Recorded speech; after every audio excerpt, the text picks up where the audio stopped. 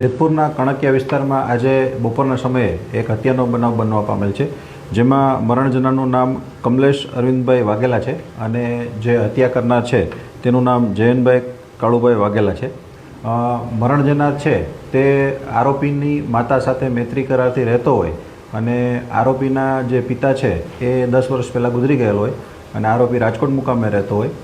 ત્યારબાદ એમની માતા છે એ આ આરોપી સાથે મૈત્રી કરારથી અહીં જેતપુર રહેતો હોય તે બાબતે તેને પહેલેથી મંજૂર હતું, જે બાબતે ત્યાંથી આવી અને આરોપી સાથે બોલાચાલી થયેલ હોય અને તેમને છરીના ઘા મારી અને તેમનું મોત નિપજાવેલ છે. આ બાબતે કમલેશ મરણ જનાર છે એમના ભાઈ કપિલભાઈની વિધિવત ફરિયાદ લઈ અને આરોપીને હસ્તગત કરી લેવામાં આવેલ છે. કેટલા આરોપી છે?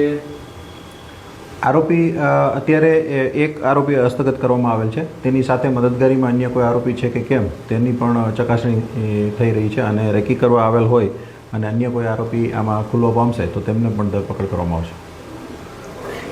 જૂનાગઢ જિલ્લાને ગૌરવ અપાવતી એકમાત્ર સંસ્થા શ્રી પાર્થ એકેડમી, જ્યાં શિક્ષકો તેમજ ટ્રસ્ટીના મને એક જ સૂત્ર માટે છે કટિબંધ: શિક્ષણ દ્વારા શ્રેષ્ઠતા.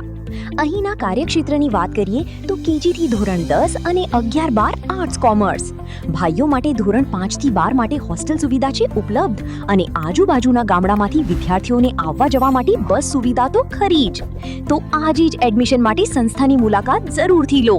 મૂળ ગોરેજ, વલ્લભગઢ, માંગરોળ કિશોર હાઈવે, તાલુકો માંગરોળ, જિલ્લો જૂનાગઢ. Mobile number 87 118 181 82.